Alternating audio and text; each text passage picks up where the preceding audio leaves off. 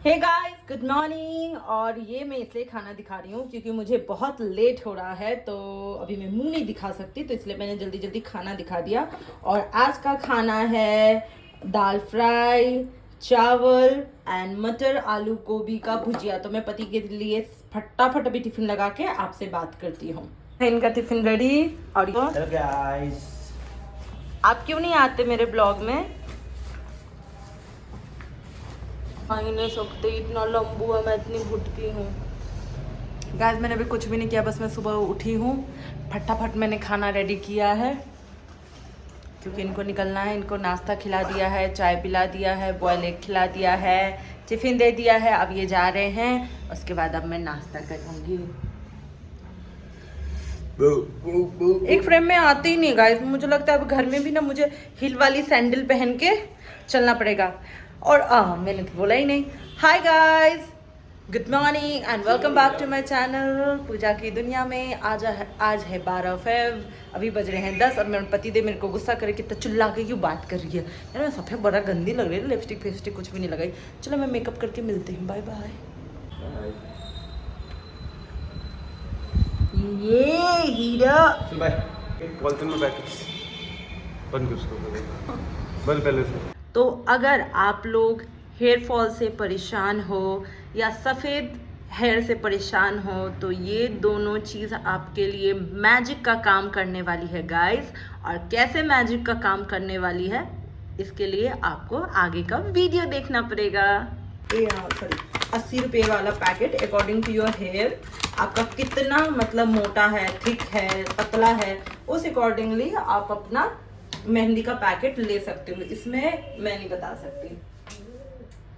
उसके बाद आपको यहाँ पे एक अंडा क्रैक करना है। अगर देसी अंडा है तो बहुत ही अच्छा है, क्योंकि मेरे यहाँ ना अभी देसी अंडा खत्म हो चुका था। मैं गई थी पर देसी अंडा मुझे मिला नहीं। तो यहाँ पे एक अंडा को आपको क्रैक करना है और इसमें आपको फिल्टर वाटर डालना है। अगर घर में जिसका फिल्टर वाटर नहीं है, क्योंकि गाइस मैं बैंगलोर में रहती हूँ और बैंगलोर में क्या है, जो नॉर्मल वाटर होता है वो बहुत ही थिक होता है। और वैसे भी मेरा हेयर फॉल बहुत ज़्यादा, ये मतलब सॉरी, बैंगलोर में ना थिक वाटर की वजह से हेयर फॉल बहुत ज़्यादा होता है, इसलिए तो यहाँ पे लोग फिल्टर वाटर ही यूज़ करते हैं। अगर आपके घर में पानी अच्छा है तो आप नॉर्मल पानी भी यूज़ कर सकते हैं। अब इसको अच्छा से हम मिला देंगे। लाइक मिनिमम 1 घंटे तो इसको फूलने के लिए रखना है। वो जितने देर तक मतलब केप्ट फूलेगा उतना आपको अच्छा करेगा। A few hours later. Hey guys, तो चलो फटाफट ज़्यादा बात ना करते हुए हम स्टार्ट करते हैं।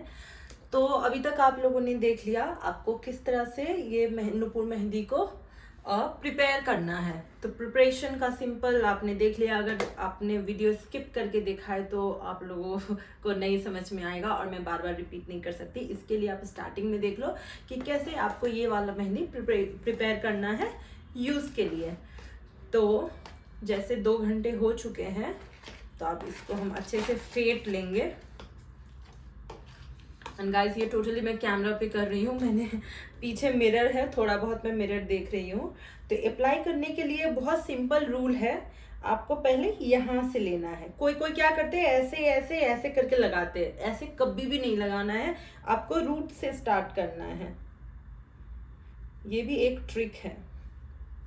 और ये मुझे कैसे पता चला मैं आप लोगों को बताती हूँ। एक बार मैं पार्लर गई थी जब मैं काठमांडू में रहती थी, ड्यूरिंग माय लाइक जब मैं MBBS का प्रिपरेशन कर रही थी।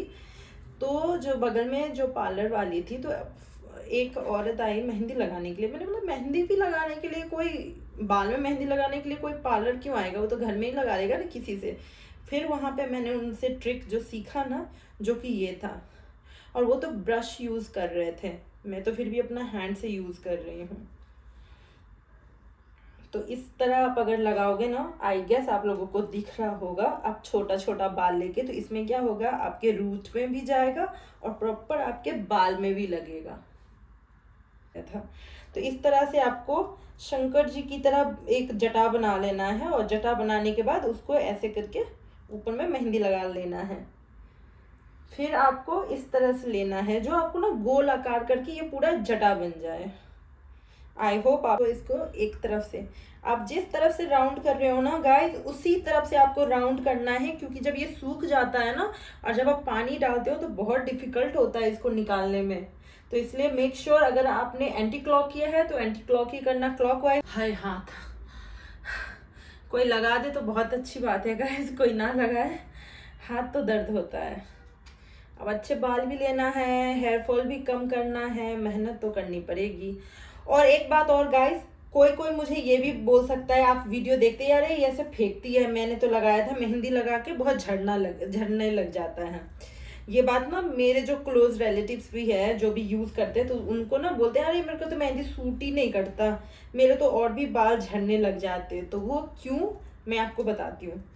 एक बार में कोई भी अच्छी रिजल्ट नहीं आती है गाइस। जैसे मैं बोलूंगी आज मैंने लगा लिया और सदा जीवन के लिए मेरा बाल झड़ना बंद हो गया, ऐसा तो नहीं होता ना शायद। लेकिन आप जैसे मोटे, फॉर एग्जांपल आप मोटे हो तो एक दिन जिम जाके तो आप पतले नहीं हो सकते ना, कंटिन्यूटी तो होनी पड़ती है। कंसिस्टेंसी बहुत इंपॉर्टेंट है।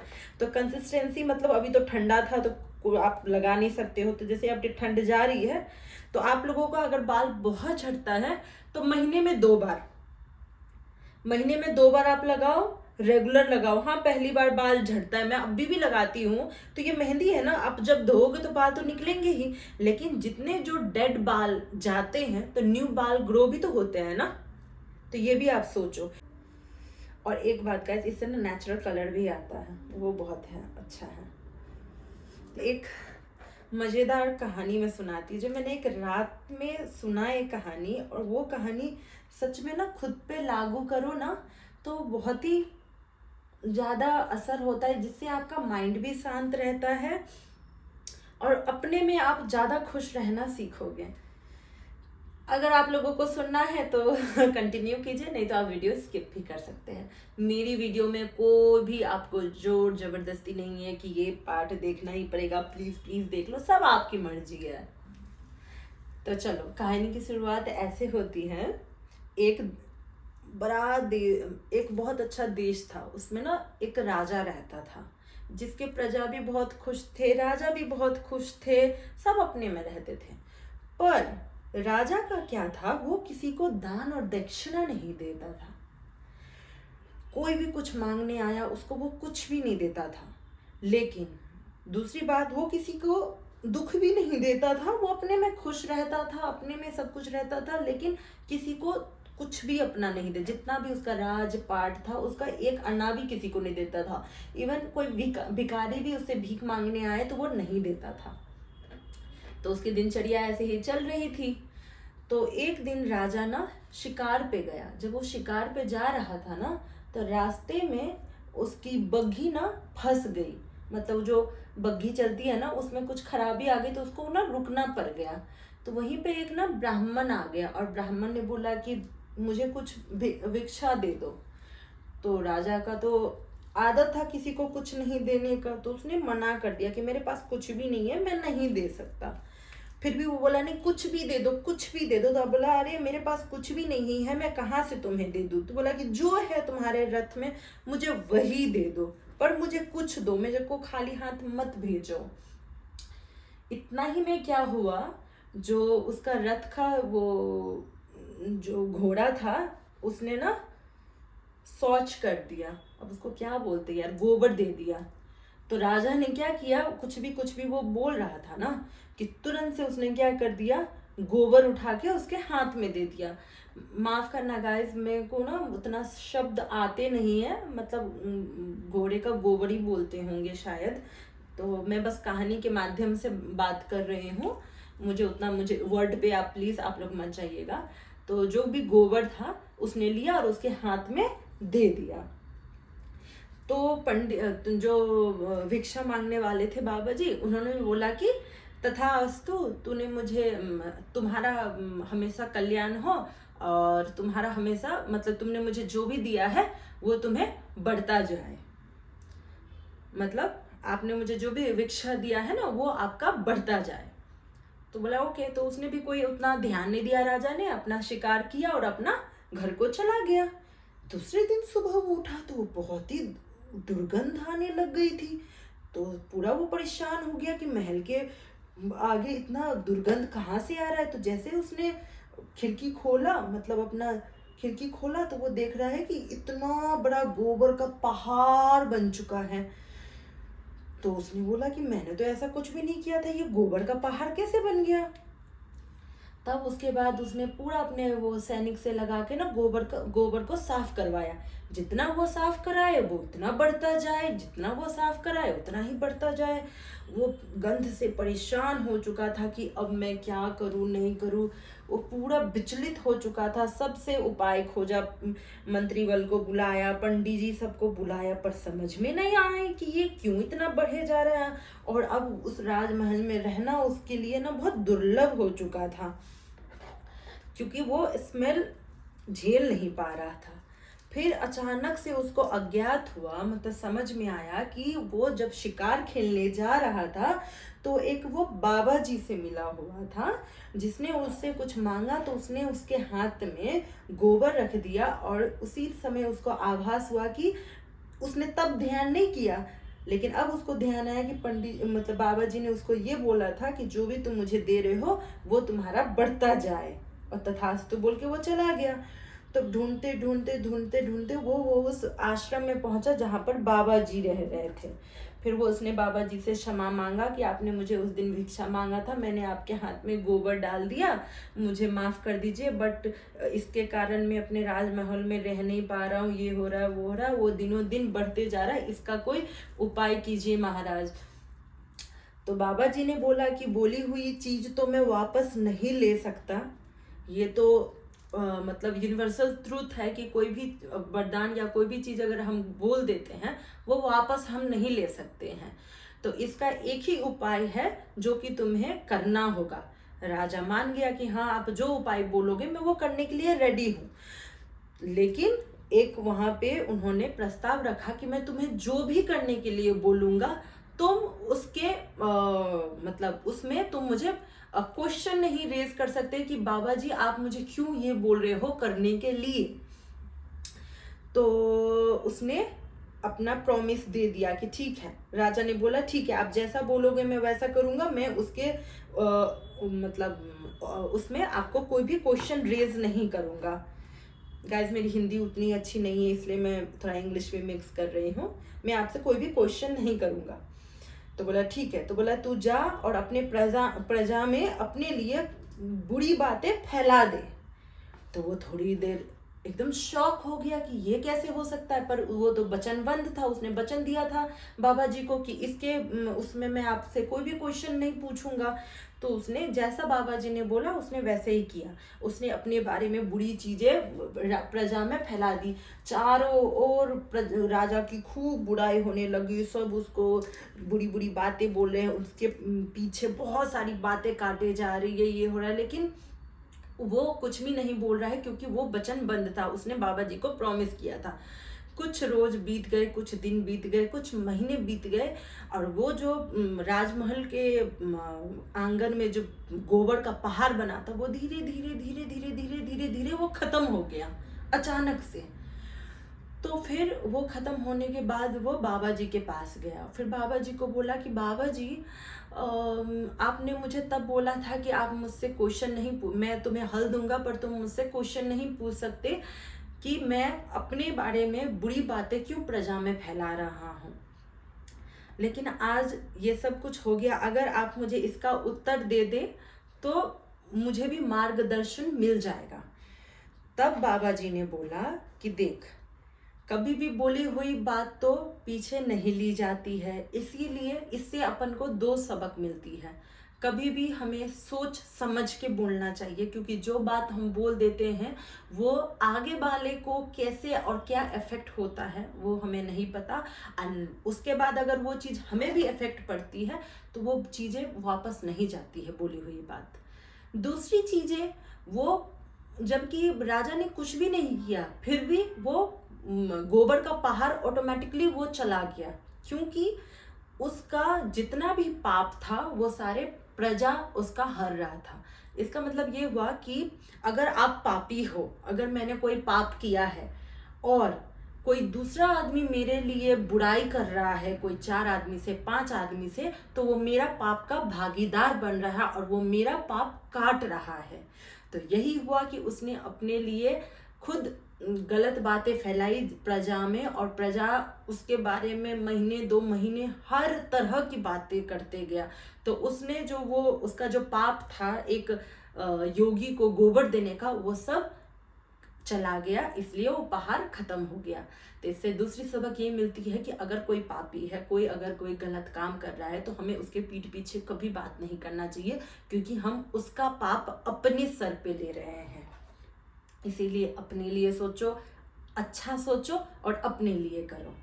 तो ये बातें सुन के मुझे भी बहुत समझ में आया कि सच्चे में किसी की बुराई नहीं करनी चाहिए। आप एक चीज़ सोचो, आप कभी किसी की बुराई करते हो या कुछ करते हो, गुस्सा आप होते हो, मुंह आपका खराब होता है, गुस्सा परेशानी आपको झेलनी पड़ती है, आपका मन का शांति खराब होता है, आगे वाले को तो कुछ नहीं हो रहा है। तो इसीलिए आज से चुगली चपाटी बंद, पूजा माता का ज्ञान होता है यही खत्म। पर सोचो गाइस, ये कहानी बहुत ही कल से मैंने सुना है और मुझे बहुत ही अच्छा लगा, और ये लागू कर लो तो भाई एकदम ही है। तो आप लोगों को मेरा कहानी कैसा लगा? क्या आपको लगता है मैं प्रवचन में आ सकती हूँ? तो प्लीज़ कमेंट। चलो बात करते करते मेरा मेहंदी भी हो गया, और देखो ये किस तरह से लगा हुआ है। आई होप आप लोगों को दिख रहा होगा। चलो मिलते हैं, बाय बाय। हे फैमिली, देखिए मेरे पतिदेव आ गए। यहाँ पे मैं खाना गरम कर रही हूँ। तो मैं ये बता रही थी, पतिदेव ना लैपटॉप ही ले जाना भूल गए ऑफिस जाके बेचारे को पता चला कि वो लैपटॉप नहीं लिए हैं, तो दोबारा अभी आए हैं, तो फिर उन्होंने वर्क फ्रॉम होम ही ले लिया है। गाइस मेरा पता नहीं, बहुत तबीयत ख़राब लग रही है, नॉट बिकॉज ऑफ मेहंदी। सुबह से मेरी तबीयत ख़राब लग रही थी और मेरा पैर भी बहुत दर्द कर रहा है। नहीं पता मौसम कैसा हो चुका है। प्रतीश को बहुत तबीयत ख़राब है, 2 रात से वो दवाई लेके सो रहा है। वैसे हो गए हैं 1:30 हो चुका है। मैंने 12:30 को लगाया था, अब 2:30 जाके मैं धो लूँगी इसको। A few hours later. तो गाइस अभी मैं नहा के आ चुकी हूँ। अब इसको बाल को सुखा के कैसे ऑयलिंग करते हैं, उसके लिए बाल सूखने का वेट कीजिए। बाकी कपड़े धोने के लिए रख दिया है और 30 मिनट का टाइमर लगा दिया हुआ है मैंने। जैसे हो जाता है तब तक मैं थोड़ा बहुत रेस्ट कर लेती हूँ। A few hours later. जैसे मैंने आपको बोला था कि तेल कैसे लगाते हैं मैं आप लोगों को बताऊंगी। तो यहाँ पे मैंने लिया है, आई होप मैं आप लोगों को दिख रही होंगी, यहाँ पे मैंने लिया है पैराशूट तेल, प्योर कोकोनट ऑयल। मैं कोकोनट ऑयल ही लगाती हूँ। और अब हम करेंगे ऑयलिंग। मैंने इतना सारा तेल ले लिया है, काफ़ी सारा तेल है।